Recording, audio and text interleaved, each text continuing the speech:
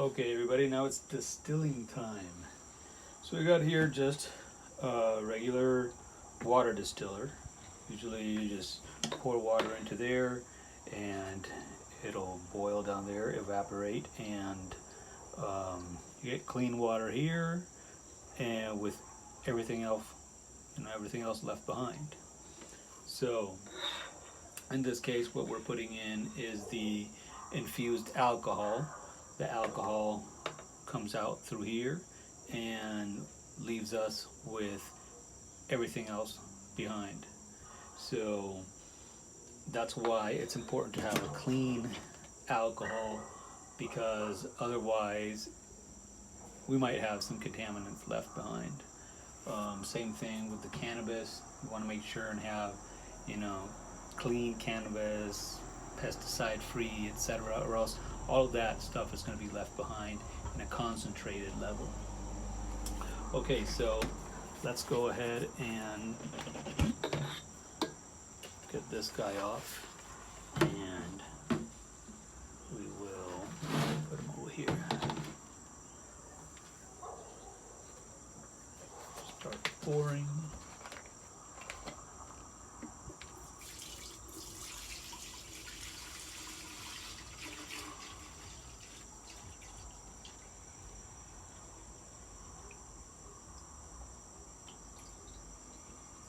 See how nicely it pours in there?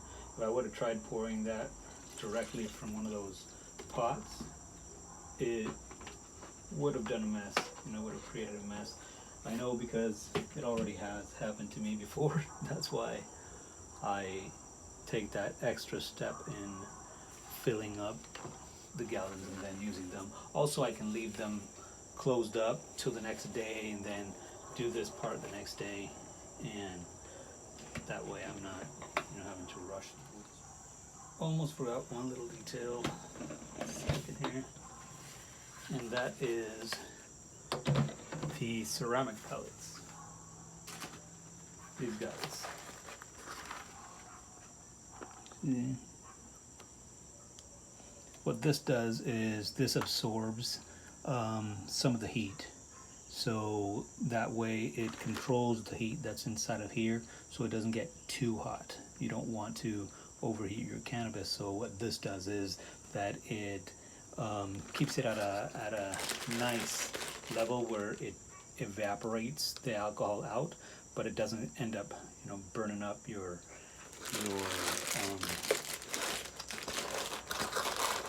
cannabis infusion there. This is a brand new bag, but you reuse these.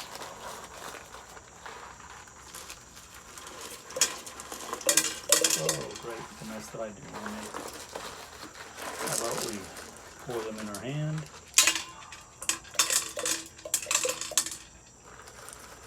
And let them drop in there. I don't think we need any more than that. But what we can do though is add a little bit more of the alcohol. You see we have the level up here. That's where the max is. Otherwise, you have to be opening and closing this a bunch of times. So let's go ahead and bring it up there just a little bit below the max. Now we go ahead and put this guy on here. Okay, so I moved it over here, with the wall behind it so we could get a better view. And so here, you see this here is a little, it's just basically a silicone straw that I cut there. That's to reclaim the alcohol through here so it doesn't splash. Because this is supposed to be a little splash guard, but it doesn't work at all. It ends up like spilling through here, just dribbling down a lot of it and making a mess. So I just added that on there. So if you get one of these, you're probably going to want to buy, this is a pack of, silicone straws. They're like, pretty thick, and then just cut that there so it'll reclaim it how it's supposed to.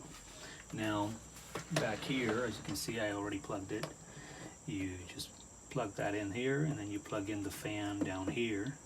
And what this does is this fan gets cold air coming in through here and then going in through where all the tubing is, and there all the little piping in there, that is where the condensation happens, so that it can collect the alcohol there that is evaporating, and then send it out through here. Then it shoots out the warm air through here. That's coming in through these little guys here. Now you need to switch this on. You can see fan is running. Turn it this way. So right now the only thing that's on is the fan. Okay, so what we want to do now is we'll go ahead and put that there and press on here to let it know to start doing its thing. And so now it's going to heat up for a little while, and eventually some alcohol will start coming out that end. Okay, as you can see, it's been claiming for 45 minutes now, and look at all we've got all the way up to there. Now, go ahead and turn this off for a second.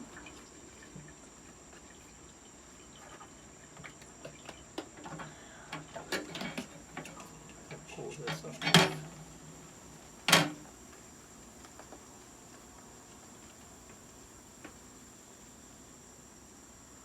And let me show you here what I'm looking at. It's basically like a rice cooker, but it's nice and sealed, and it collects the alcohol. So now I can just leave this here for a second. Go ahead and pour some more in there.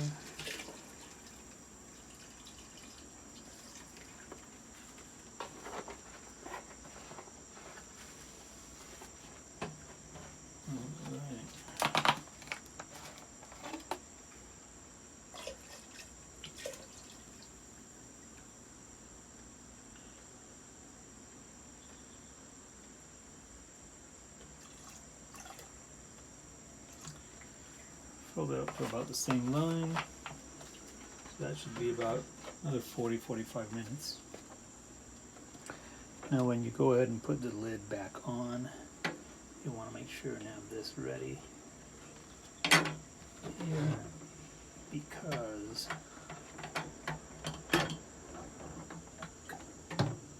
kind of pushes a little bit of the alcohol, the pressure out.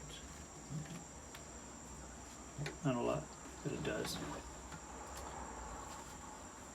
So we'll go ahead and turn this back on, press the button, and we're good to go. Wait for another 45 minutes.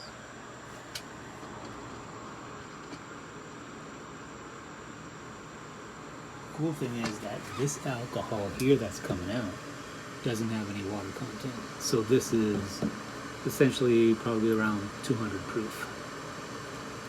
The least is about 190 proof.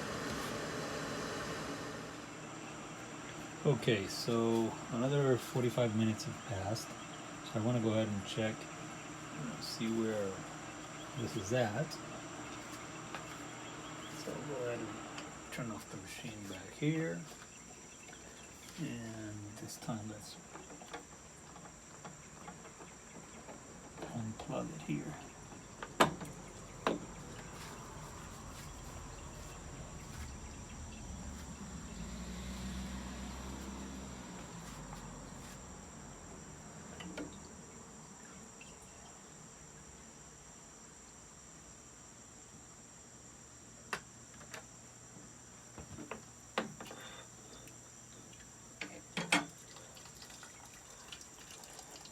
tilt it so that alcohol leaks back into there. I don't want it spilling all over the place.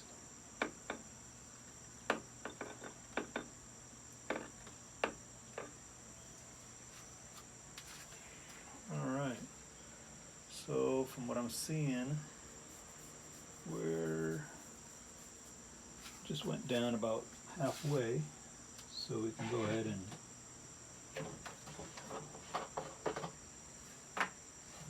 pour in another a little over a half gallon or so. I think it'll hold. I think it can handle a little bit more than a half gallon. Let's get it up there to closer to the full line. There we go.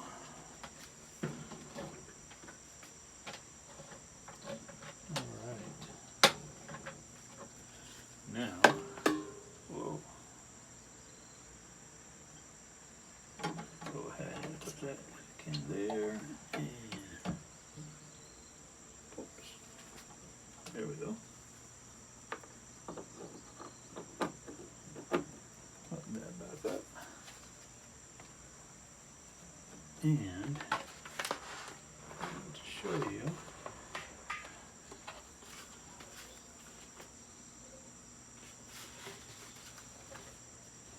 take one of these gallons.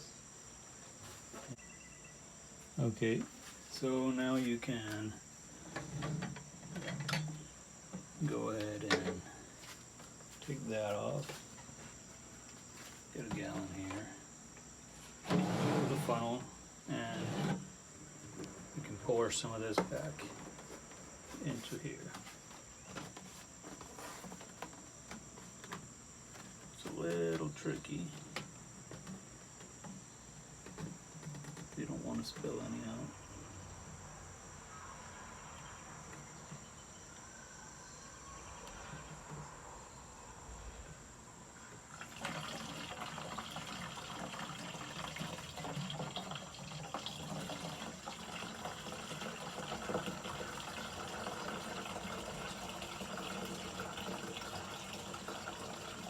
If I do it the other way around, it just spills all over the place.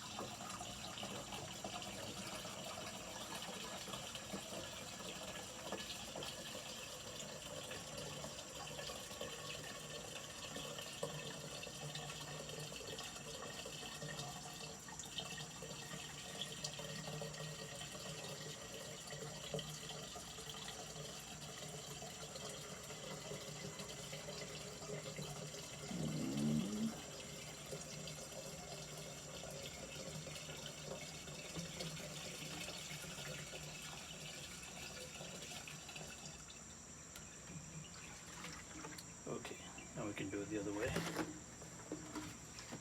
Let's see where we're at.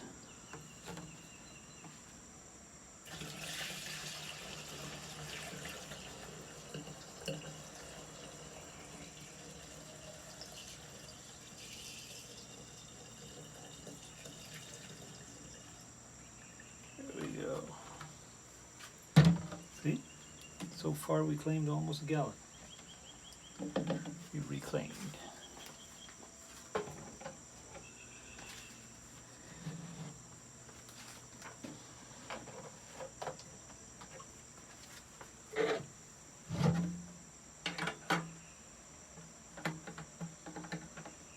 You got your distilled alcohol, and we'll go ahead and turn this back on. That's that.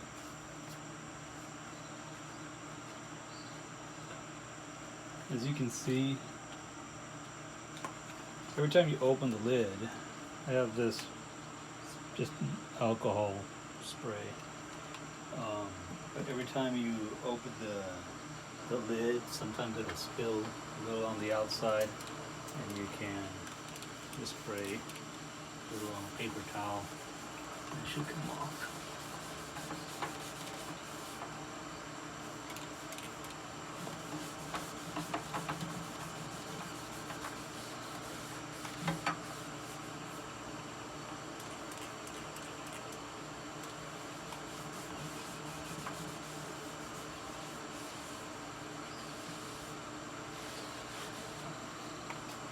Good to go. Now we gotta wait another 45 minutes. So I didn't have a chance to film this process, but I am going to show you here basically the result. So what I did was I poured through this colander the contents from the distiller, and it just goes down into here. Then I poured a little bit of alcohol to kind of clean any of the RSO that stayed on here. What I did was I took them out, put them in a little jar, and poured a little bit of the alcohol in there, shook it around, and then poured it back on here. And there we go. So now we have the Pyrex here container with say about 32 ounces. I actually have another one with another probably 8 ounces also. So came out to quite a bit still, because we still have alcohol in this.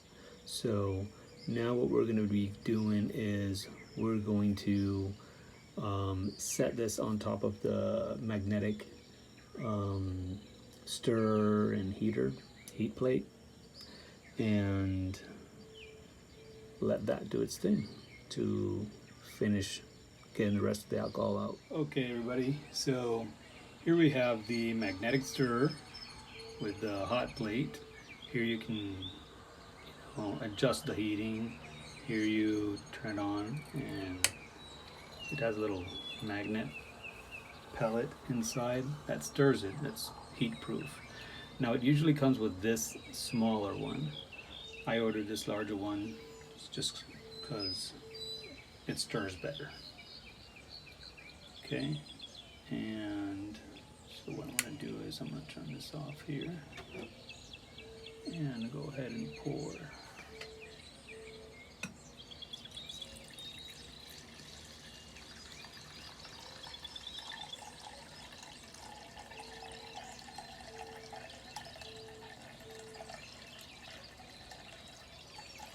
About 1/3 of the capacity. Why? Because as this heats and the water molecules begin to evaporate, it tends to bubble, and it'll go all the way up to around here or so. And then as the rest of the water evaporates, then little by little it starts going down, and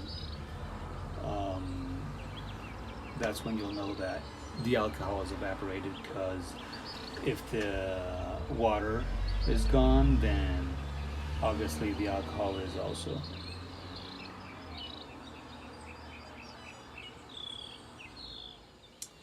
Okay, and so this will tell us what temperature we're at.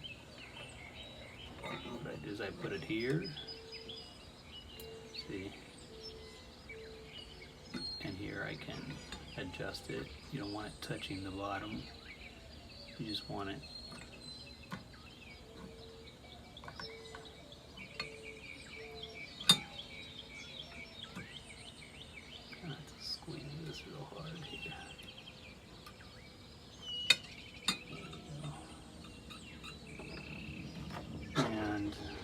and this side here.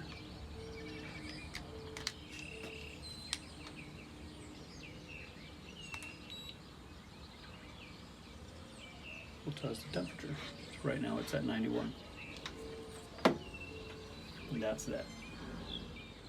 Okay, so I just wanted to show you guys how many bottles we were able to fill up, reclaiming the alcohol. So we got 3 bottles. So that's about 2/3 of the alcohol we used. Okay, everybody, so let's look at the progress we've made so far. Okay, we're still, these are the 32 ounce or 1 liter containers. We were at about 500 milliliter, somewhere around there, or 400, and we're right now at 100 milliliters. You can see the nice little amberish, yellow to amber color on the edge as it goes down. Some of the RSO is sticking to the walls there. Okay, now since it has gone down, we want to make sure and continue to pour some more into there.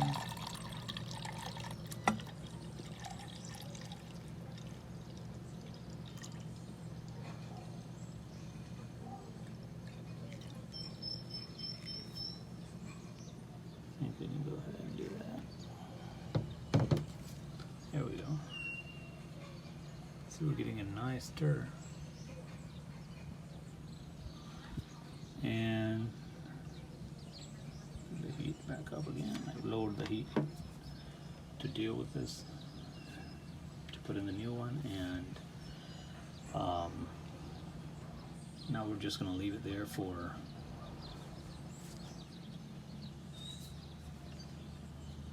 probably another 3-4 hours.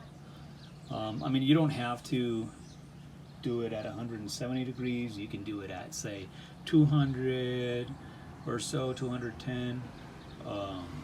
Just, you have to make sure and keep it below 250 because you don't want it to lose any of the terpenes or any of the flavonoids and cannabinoids.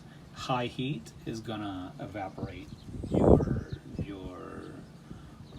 cannabinoids and flavonoids and terpenes. So you want to keep it at a nice, steady, low heat.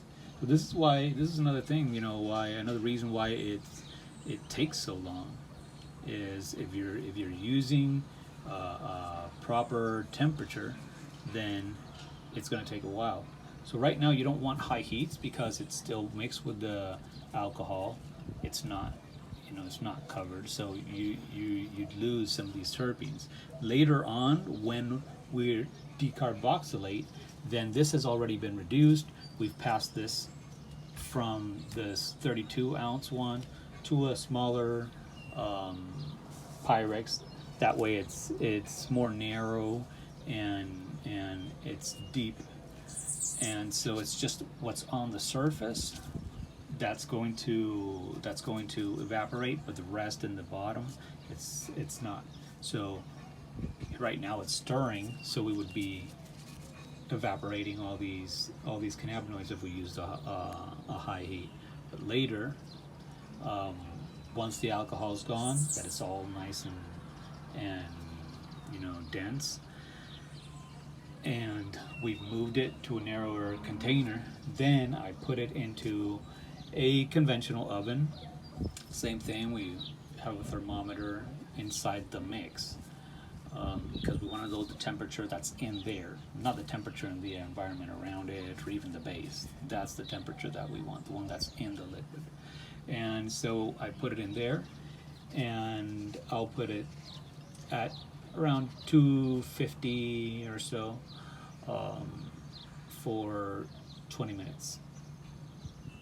That's probably going to be the best decarboxylating temperature and time. Okay, I just finished pouring over. I poured what was left of the infused alcohol that had been reduced through the distilling process. I poured it from here into this 2-cup, 16 ounce Pyrex container, cup measure, and I just wanted to show you here, so you can see here and here the color. See, that's the color that we're looking for. So once it gets heated up and as it reduces more and more, we're going to get a little bit of darker color. And the only way you're going to get your extract to be yellow, like the ones that sometimes you'll see in dispensaries, is if you use a CO2 process or a BHO process, that's butane hash oil. So those aren't RSO. That's butane hash oil, or the CO2 process is usually used more for things like vaping it and that kind of thing, not for ingesting. But if what you're looking for is RSO, that's the color that we're looking for. See here, let me see if I can close up on here. See this color here that we have? It's nice little amber color. Smooth, that's what we're looking for. Now this is still here infused with alcohol in it. So you can see there's alcohol up here, and down here is more concentrated. That's where the RSO is mostly at. And so let me turn on the little stirring thing here. And here we go. And you want to make sure and not put it to run the stir to go too fast, or else it'll splash around. All right, so let me scoop this back. Let me go ahead and scoop this in there. I can't do it with both hands occupied, but yeah, just wanted to show you guys that. Okay, so this is that foaming stage I told you guys about. See how it's starting to foam up?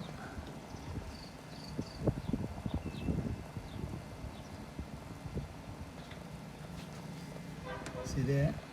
What it's doing is it's just getting all the water out.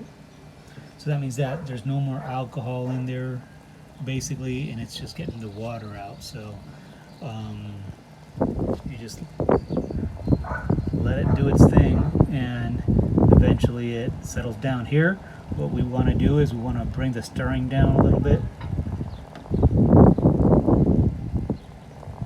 So I'll just bring that down to here. It was up here, and we'll bring the heating down also. It's at 187 right now, see?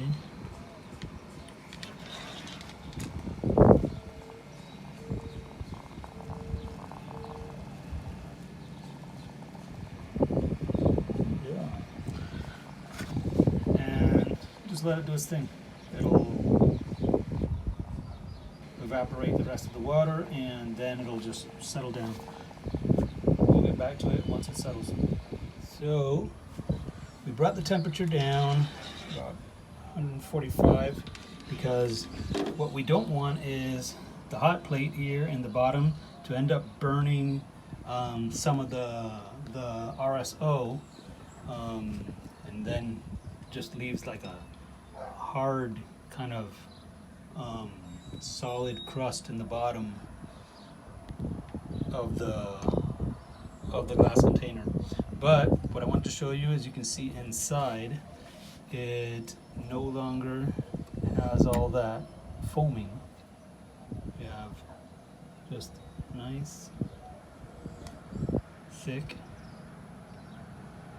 consistency and no more foaming. So now what we do is we take it from here, put it in a conventional oven, or if you have an air fryer that's the size of a conventional oven, those are really good also. And just with the thermometer inside, set it to 250, and make sure it's preheated, and just leave it in there for 20 minutes. And that will decarboxylate it to, it'll achieve the maximum decarboxylation at the minimum loss of cannabinoids and terpenes and flavonoids. Okay, so now we're in the decarboxylation stage. As you can see, I have this conventional oven. It's also an air fryer, and it is at I set it out here for 275 for 5 minutes, just to let it preheat a little bit and bake. And what we're gonna do is we're gonna go ahead and set this inside and put this cookie sheet under, so we're not heating this as much below. This absorbs heat. And then we'll be putting this inside there for 20 minutes and try to keep it at 250, maximum 257 for a maximum of 27 minutes. I usually leave it around 20 minutes. I think that's about enough. So let's go ahead. I stop it here, change it to air fry, and I set it to 275 because in my oven, in this one, you have to set it to 275 to reach, so it'll get to 250. It's just, I know that at least because of the thermometer. But also look at this consistency. Beautiful. All right.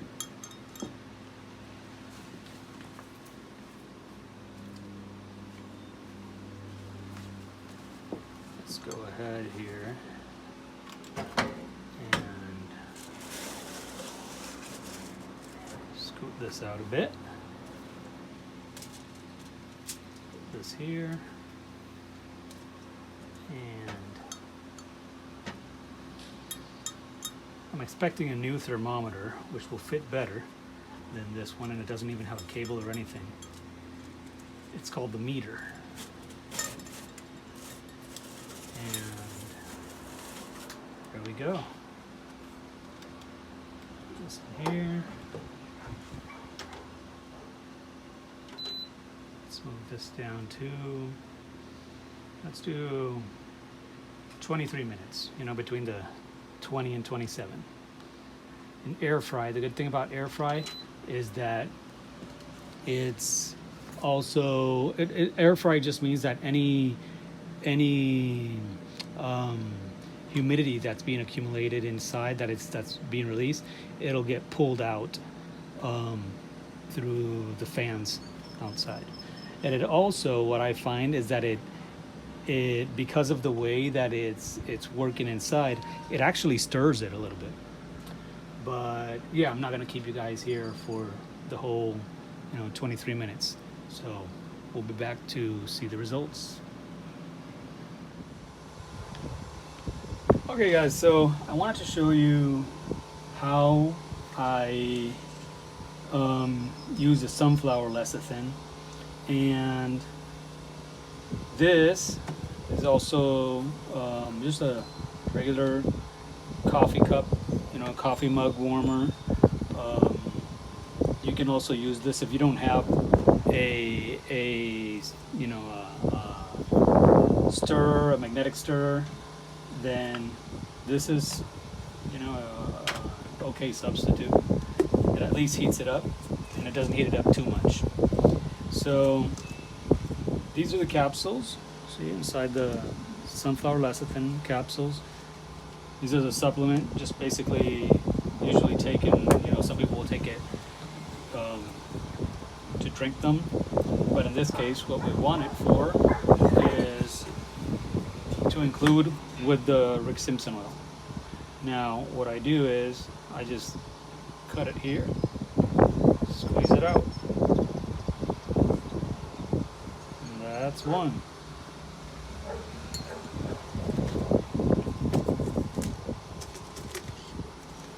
Just keep doing the same thing. And I put them in this little glass jar because that way it's going to be easier for me to measure how much I am putting in the Rick Simpson oil later. So you don't want to put too much or too little. And I'll show you later how we're going to do that. Let's see, it has a nice consistency.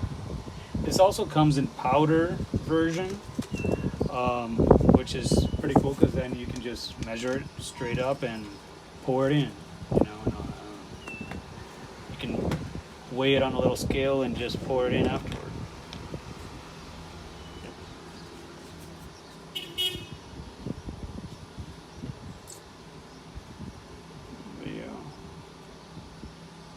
So yeah. So then what I do is let it heat in there, but it's, see, it accumulates, and once we have enough in there, then it's going to be easier for us to take, like for instance, a syringe like this and just kind of suck it in there so we can then use it. And then when we have the numbers, we run the number and we know, okay, we want say you half a gram, well that would be 0.5, and squeeze it in to the RSO and we're good to go.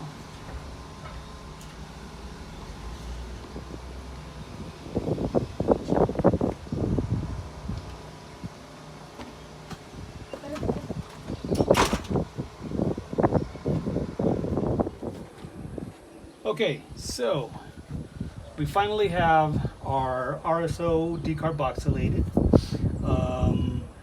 We have the sunflower lecithin on here warmed up, so it's going to be easy to, you know, fill up the syringe and dispense it. And over here we just basically have a scale that you can change it to grams, ounces, whatever, milliliters, and the same size Pyrex you know, measuring cup as the one that you have your RSO in. So we put this on here. This is so to protect the scale from the heat that the RSO has right now. And here we can go ahead and turn it on. I already have it on grams. And go ahead and take this off. Ooh, this is hot. Pretty hot there. And we'll put it on here. So we have a total of 148 grams. Okay. Let's go ahead and put this back here again. We can set this aside.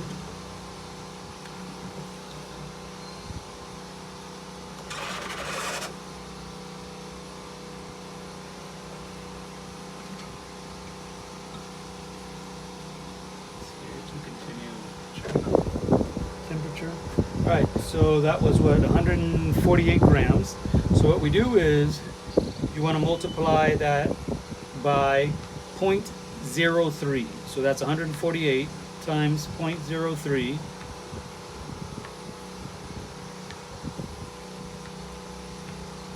And that would be 4.44 grams of sunflower lecithin.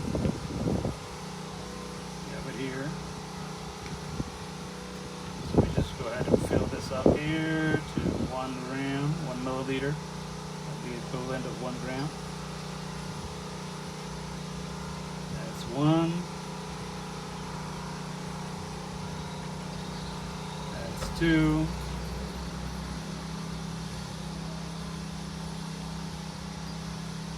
That's 3.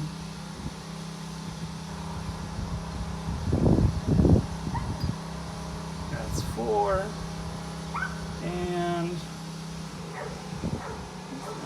we want it at 4, so that's 4.4. There we go. That's all there is to it when it comes to sunflower lecithin. The other thing you can put into it also, if you want a consistency that's a little bit more manageable for your syringes so that they don't get stuck because it's too thick, and also it helps with absorption, is MCT oil. So you can put some MCT coconut oil into it and it would be the same amount. That would be, in this case, 4.44 grams of the MCT. Alright, so now I'm going to go into details as far as options of syringes. You have these are the typical syringe with a cap, no needle. These also come screwable. That, see how it has a little screw, so it has an area that this can screw into in other syringes, not this one. Then there's these, which are the glass syringes. See? And you have the little plungers.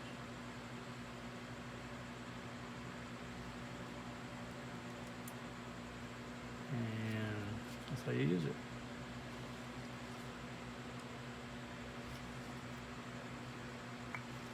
Now there's two things that I like about these glass ones.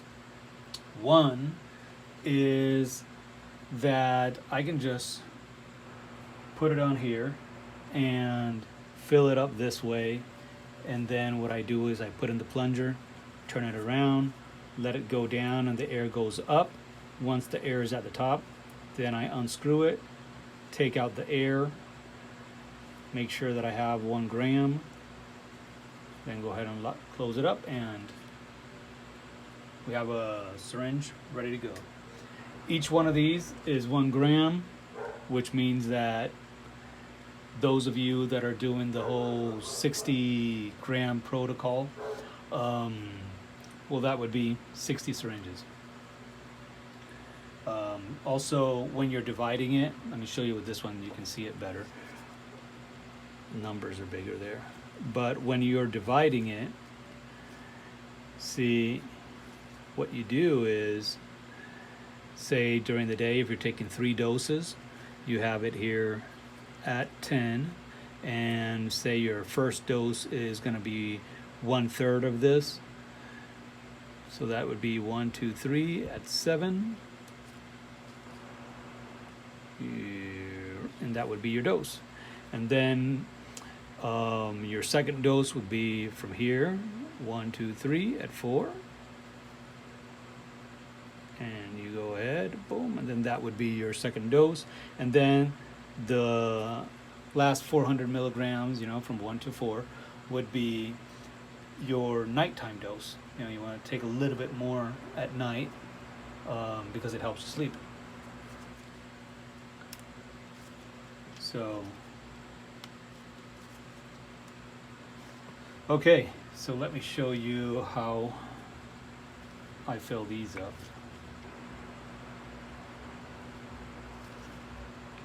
Now, first of all, you want to put one of these on here and then turn on the scale, so it'll mark it as 0. So that's going to be the starting point. Second, you want to make sure and have some of these guys handy. These are needles, right? And the thing about these is, see, they're flat, but they're nice and long. They're flat, but they're nice and long. So you can stick it in here and fill up the syringe without making a mess. Because, for instance, these, when you stick this in here, then you're gonna make a mess all around here of RSO, which then you end up cleaning it off with a paper towel or something, and in order to put the little cap on it. And of course, you're wasting RSO every time you clean these the syringe. You're wasting RSO. So say you're doing 60 of these, imagine that, you know, from wiping 60 of these, it's going to be, with this being, you know, so wide, it's going to be easily like 2 grams maybe that you waste there. You know, we all know that this is costly. So we screw this guy in there and go ahead, put it all the way to the bottom. Now this, you do need both hands, fill that up. You want to be careful not to keep opening it because it'll pop out, and then because the contents are hot, so it's creating a little bit of pressure. Oh. Forgot about this. Okay, now. Sometimes the little scale turns off.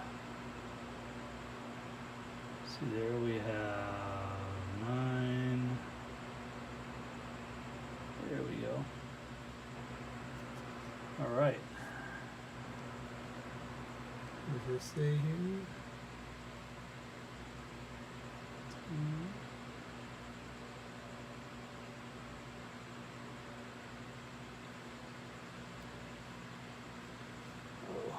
I didn't have it set on grams.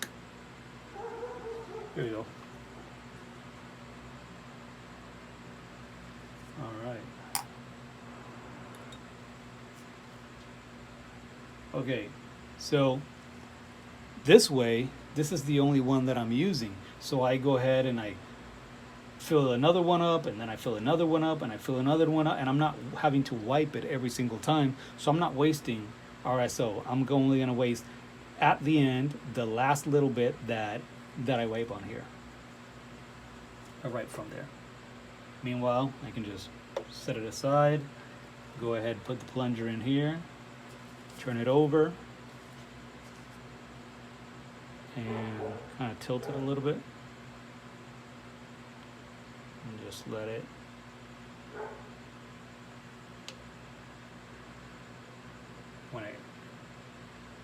so you have to do this real quick, or else this is what happens.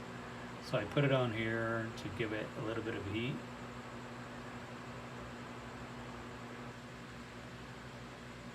That's way it's easier to manage. So that's one of the reasons, you know, you want to put some MCT oil in there, because it'll make all this faster. It's easier to manage. All right, so we got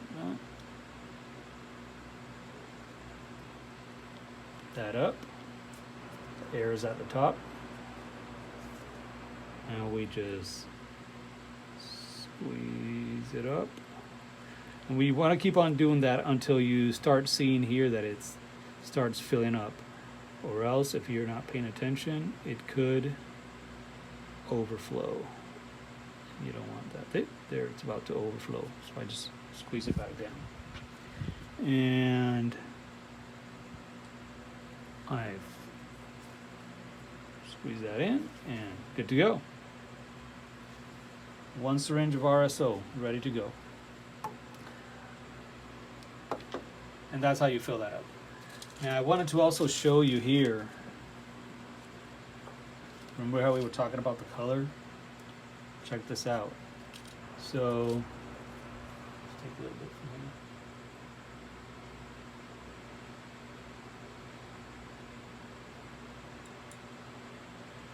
So, just to show you the color that it has, because obviously here it's concentrated, so you're not seeing the color very well. Even here you can tell that.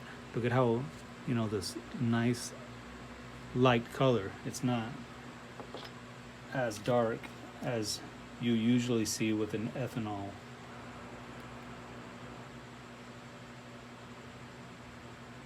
Solvent RSO.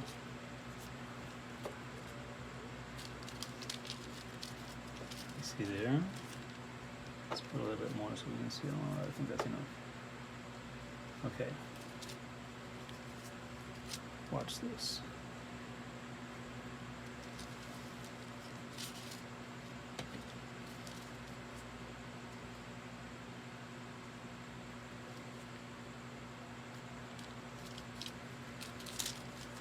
Look at that color. Beautiful golden color. See? That's the color you're looking for. So you want, you know, anywhere from this golden yellowish type color to an amber. So it can vary but that's where you don't want a black. You know, if you spread it out like this and it looks all blackish, or greenish, then you don't have a syringe that has 1 gram here of cannabinoids and terpenes and flavonoids. You have, possibly say you have that much of cannabinoids, flavonoids, and terpenes. Then you're going to have a little bit of waxes, and the rest, then you're going to have all this that's going to be basically chlorophyll. So, and the chlorophyll isn't what deals with cancer. It's the cannabinoids mainly. So yeah. So any questions you might have, go ahead and inbox me, PM, DM, whatever you like to call it. The other thing that you can do is you can store it in here, in a little jar like this, a glass jar, and you just fill that up in there, and this holds about 40 grams. And then when you're ready to use it, you can go ahead, put it on that coffee cup warmer that I showed you earlier, and fill up your syringe from there. Fill up a couple of syringes, put it away, and take that little by little, and that way you have this set aside, and you can leave it in the refrigerator if you want to help preserve it even more. Some people will use, say, these types of syringes, these larger kind, but the thing about those, unless you do this whole thing of filling these up with that, but then it's going to be an issue because it's not going to be warm enough for the air to go up. See? So you can get the air out and the plunger in where it's supposed to be. But so with these kind, people will have to end up with these large ones, relying on the whole little grain counting and that kind of thing. And that's really not a very good way to measure. It's a good way. It's to start. It's more of a starting point than it is a way to measure your doses. So that's for microdosing until you're able to tolerate taking a whole syringe daily, a whole gram daily. That's kind of the goal there. All right. So, here's you guys can see it. Comes 100 in here. And these you can get it on eBay. Pretty much everything that I showed you can get it on eBay, even these little scales. Yeah. All right, so I hope you learned a lot. Any questions? We're all in a learning process, so it's just continuously learning. I'm sure that there's things that I'll be able to learn along the way. And there's 10 years of making RSO, and which I use to battle 2 cancers. I've learned all these different details. When I first started out, I was using isopropyl alcohol, and I didn't take it to a freezing point. But later on, I started using Everclear. One of the things that I noticed with Everclear is that when you're distilling it, right, it just stinks. It smells super bad. And that's another thing. When you buy a well-made, or you make yourself a well-made ethanol, grain alcohol that is a high proof and has no other components except the water content that alcohol naturally will absorb from the environment, then the smell is much different. It's kind of like a sweet kind of smell, if at all. So when you, for instance, when it's a 200 proof, you barely even smell anything. So you don't even notice the fumes from it, because it doesn't smell as bad as Everclear does. Everclear just smells so horrible, and which makes me think that it has some kind of components in it that I wouldn't want in my RSO. So what I used to do was, when Everclear was what I used, after isopropyl, then I moved to Everclear, and then when I was using Everclear, I noticed that bad smell. And so what I did was, once I got a distiller that I was recollecting the alcohol, then I would just pour it into the distiller and run it. That way the alcohol that I'm collecting is, it went from 190 proof to 200 proof, and I'd store it that way.